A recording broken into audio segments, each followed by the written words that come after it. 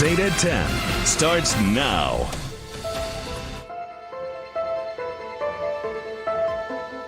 Chilling words to investigators from a 15-year-old injured in a shooting rampage that killed 6 people, including several members of his family. There's an allegation about staying out too late was what maybe started the initial argument and where it went from there. That 15-year-old identified the shooter for police, his brother, 17-year-old Raymond Childs III, who has now been formally charged with multiple counts of murder. A couple hours after those charges were announced, a shootout at an East Side intersection involving an IMPD officer. I wasn't really sure what was happening, and we just kind of took for cover over there behind a van. With crime and police reform top of mind after the last year, one Indiana lawmaker is bringing the police funding conversation to the Indiana State House. It's very comprehensive, it's not onerous, and it really puts this issue to bed statewide.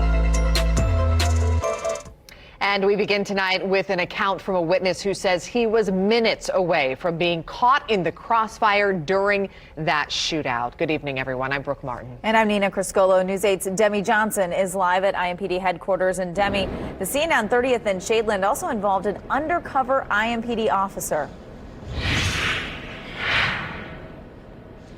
Yeah, police say that officer stepped in when he saw 2 men get out of their trucks and start shooting at each other. Well, because he was undercover and in an unmarked car, there's no body cam or dash cam footage. One witness tells me the timing of his lunch break could have saved his life. Police cars line the perimeter of a Marathon gas station at 30th and Shadeland. It was the same gas station where Alan Bettis went to grab a drink during his lunch break. Heard like a crunch, almost like a car accident was happening behind me. Bettis says in that moment, when he realized what was actually happening, he felt thankful to have crossed the street when he did. I turned around and I saw this blue Dodge go over the median.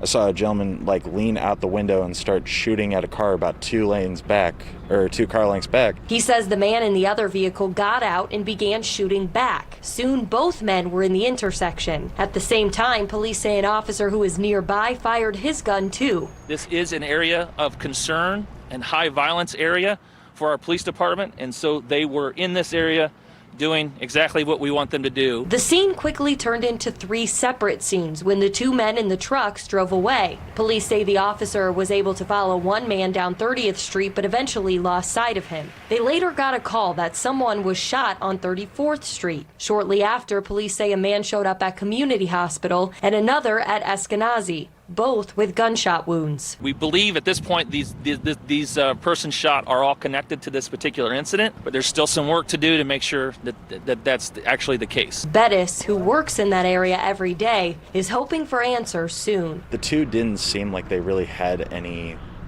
thought of what they were doing. They just kind of were going after it, and it didn't seem like they thought about the human life that was around them. Police say it's unclear if the officer hit either of the men or if the men shot each other. The officer, who has not been identified, is now on administrative leave, which is standard procedure as the investigation plays out. Live at IMPD headquarters, Demi Johnson, Wish TV, wishtv.com, and follow us on Facebook. Are alleging that the person responsible for these 6 murders is Raymond Childs III. A 17-year-old now charged with murder in what police have called the largest mass shooting in Indianapolis in more than a decade. The victims, several members of the suspect's own family.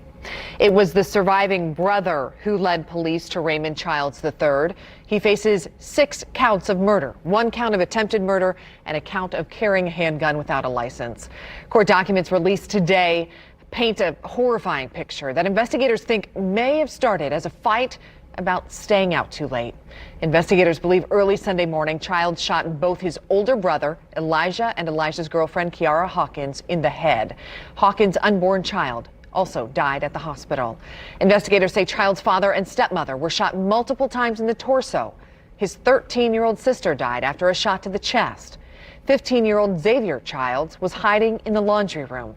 Court documents say during a confrontation between Xavier and the suspect, Xavier begged for his life, promising to keep silent and promising to give Raymond $40. Xavier got away, but was also shot multiple times. He was found a few blocks away and taken to the hospital in critical condition. He was able to identify his brother for police. Well, it was definitely helpful in putting us in the right direction in terms of who do we need to be focusing in on. I think it's important to recognize that this case is really in its infancy. I mean, we've been working on this for 96 hours. We've already recovered the second firearm, and we're continuing to build this case. And so, I think it's important to recognize that we have a lot of things that are still outstanding that will probably make this case look a little bit different than what it looks like today, which is just the beginning of the criminal process. Raymond Childs III was taken into custody on Monday. He was found at a relative's house. Under Indiana law, Childs must be charged as an adult, but because he is 17, prosecutors cannot seek the death penalty. IMPD Chief Randall Taylor issued a statement saying today's charging announcement is welcome news as our community continues to grapple with this shocking crime. But our focus should remain on remembering the lives of those taken from us too soon and doing everything we can to rally around the surviving victim as he must come to terms with unimaginable loss. My prayers are with him in his continued recovery and with all those who lost a family member, a loved one, a friend, or a neighbor on Sunday. New tonight, state lawmakers considering a bill that would prevent the slashing of police budgets across the state. Wish TV's Dan Klein joins us now live outside the State House with a look at the proposal.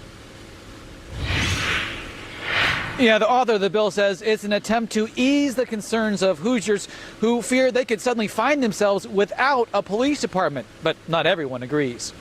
No justice, no peace. Calls last summer by some to defund police departments did not go unnoticed by Indiana lawmakers. Kind of puts this issue to bed. Republican State Senator Mike Bohacek has helped author Senate Bill 42, which prevents cities, towns, and counties from cutting public safety budgets like the police by more than 5% in the middle of the year. It was discussed in committee Thursday. Has it happened statewide? No. But let's be really honest, there's been quite a bit of talk. And I mean, when you spray paint, defund the police on a building or on a sidewalk, it's going to get some action. And, we just need to make sure that our citizens feel that this is not something that's going to be brought into the conversation. Plus, as long as revenue is flat or improving, the bill would also not allow municipalities to cut more than 5% from their police budget in future years, too. Bohacek says he wants to take the pressure off local officials and that the current version of the bill is a compromise with Accelerate Indiana Municipalities, or AIM, a nonpartisan lobbying group which represents more than 450 Hoosier communities. We're acting deliberatively, and that we don't have elected officials that are feeling bullied into doing these things. And it's just good policy. We're just providing some guardrails for them. But not everyone seems to be on board. The ACLU provided this statement to News 8, which says in part, we oppose any attempt to take control and oversight of local police departments away from the very communities those police departments are meant to serve. As representatives of their communities, local governments must have the ability to hold police accountable. But Bohacek disagrees. There's support for this. I think people just want to feel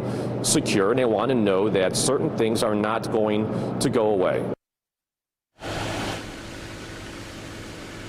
Senate Bill 42 is still in committee while amendments get ironed out. We've got the full statement from the ACLU of Indiana right now on our website. And I did reach out to Accelerate Indiana Municipalities, or AIM, this evening, but did not hear back. Of course, we'll keep you posted as this bill moves forward.